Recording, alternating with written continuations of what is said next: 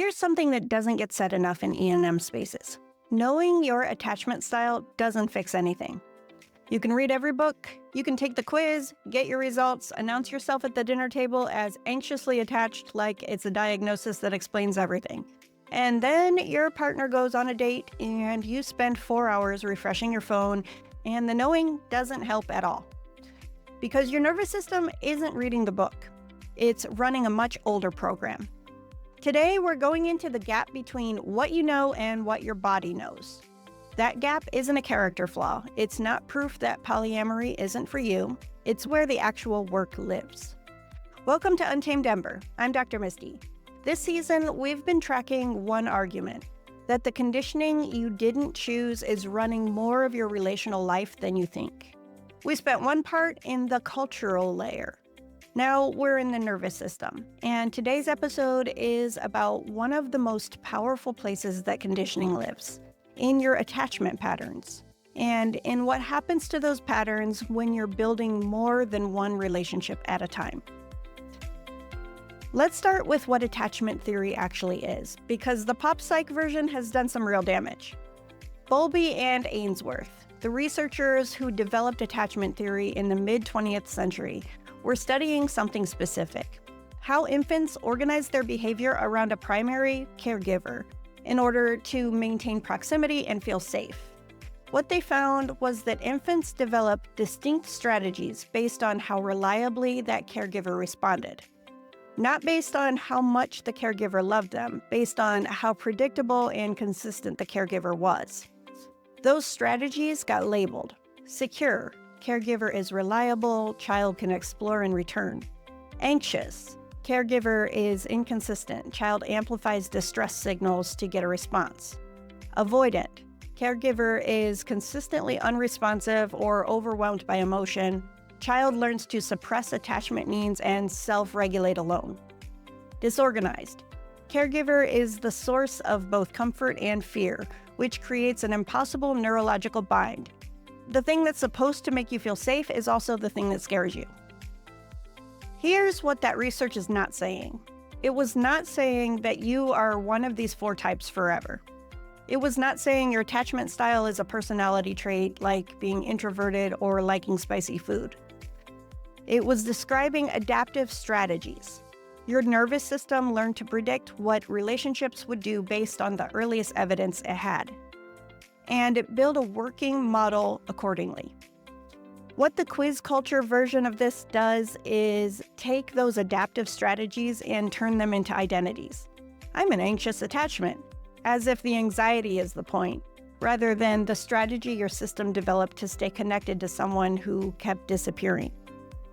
The label can be useful as a starting point, but it becomes a problem when it replaces the question underneath it, which is, what did your nervous system learn relationships were, and is this still what's true? I want to bring in a composite client I'll call Kai. He uses he/him pronouns. He's in his mid-30s. He's been practicing polyamory for about 18 months, and he chose it. Nobody pressured him, nobody cheated. This was a genuine and considered decision about how he wanted to structure his relational life. Kai grew up in a household with a parent who was emotionally inconsistent. Not cruel, not absent in the way that leaves obvious marks, just unpredictable. Some days warm and available, other days withdrawn and hard to read. And there was no reliable signal for which version was showing up. So Kai's nervous system did what nervous systems do. It built a strategy. If I stay close enough, monitor carefully enough, make myself useful enough, I can keep the connection stable. Anxious attachment, textbook version. Fast forward to polyamory. Kai is thoughtful. He reads. He knows his pattern. He can tell you his attachment style, name his triggers, explain the neuroscience of jealousy. We talked about that in the last episode. And he kept running into the same wall. He'd meet a new partner, feel genuine connection, and his system would immediately start treating that connection like the relationship that would finally feel stable. He'd overinvest fast. He'd start monitoring. And when that partner showed up for their other relationships, completely normal as polyamory requires, Kai's nervous system read it as abandonment. Not intellectually, his intellect knew exactly what was happening. His body filed a completely different report. And that gap between what he knew and what his system was doing is where we spent a lot of our work together. Let's talk about why that gap exists, and why polyamory in particular brings it into sharp relief. Here's the thing about monogamy and attachment patterns. Monogamy can hide them. Not heal them, hide them. When you're in one relationship, your attachment system has one primary surface to interact with. If your partner is reasonably consistent and available, your system can settle into a predictable enough environment that the old strategies don't get triggered very often. You might think you've done your attachment work. You might think you're secure. And then you open up your relationship and discover that you have 3 different attachment responses happening simultaneously with 3 different people, and none of them look like each other. This is one of the most disorienting things people don't anticipate when they enter polyamory. The research on this is still developing, but what clinicians are consistently seeing is that attachment isn't a fixed trait you bring evenly to every relationship. It's context-dependent, relational. You can be genuinely securely attached with a long-term partner whose patterns are deeply known to your nervous system, and completely disorganized with someone new whose rhythms your system hasn't mapped yet. You can be avoidant in relationships where you feel controlled and anxious in relationships where you feel uncertain of your place. Polyamory doesn't create this variability. It makes it visible. And visible is uncomfortable, but it's also workable. You can't address what you can't see. What I want you to understand about attachment patterns is that they're not emotional responses. They're predictive systems. Your nervous system is constantly running what neuroscientist Lisa Feldman Barrett calls a predictive model. It's using past experience to anticipate what's about to happen so it can prepare a response before the event fully lands. That is efficient. It's also where attachment patterns live. Your system learned early what relationships do, and now it's applying those predictions to every new relational input that it encounters. For someone with an anxious attachment history, the prediction is something like, connection is fragile, availability is conditional, I need to monitor and signal strongly to keep it. That prediction gets applied automatically. It doesn't wait for evidence. It doesn't check whether this person in front of you is actually your inconsistent parent. It just runs. For someone with an avoidant history, the prediction is closer to needing people leads to disappointment or overwhelm. Self-sufficiency is safer than dependence. Closeness has a cost, so the system manages distance. Not because the person doesn't want connection. Often they want it desperately, but because the prediction says connection isn't safe to need. For someone with a disorganized history, the prediction is the most painful one. The person who is supposed to be safe is also the source of danger. So the nervous system gets stuck in an approach avoidance loop. Come close, pull back, repeat. In polyamorous dynamics, this can look chaotic from the outside, and it's absolutely exhausting from the inside. None of these predictions are wrong, given the data that they were built on. They were adaptive. The problem isn't that your nervous system learned the wrong thing. The problem is that it's still applying an old map to new territory. So this is exactly where Kai was. And what shifted for him was understanding that the goal isn't to stop having a nervous system. It's to build enough space between the prediction and the response that you can choose what you do with it. And that internal work, building space between the prediction and the response, is the thing that actually moves the needle. Which makes it especially frustrating that the advice most people get in E&M communities points them in almost the opposite direction. I want to address something that gets said a lot in E&M spaces because I think it does real harm. Work on your attachment before you open up. I understand the impulse. People see folks coming into polyamory with unprocessed, anxious, or avoidant patterns, and then struggling.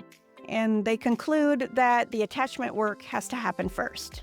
But that framing treats attachment as a prerequisite, a checkpoint you pass before you're allowed to try a different relational structure. And it's built on a misunderstanding of how attachment actually changes. Attachment patterns don't heal in isolation. They heal in relationship. The nervous system learns new predictions by having new experiences where it risks connection and something different happens than it expected. You can't get that from a workbook alone. You can't think your way into a new predictive model.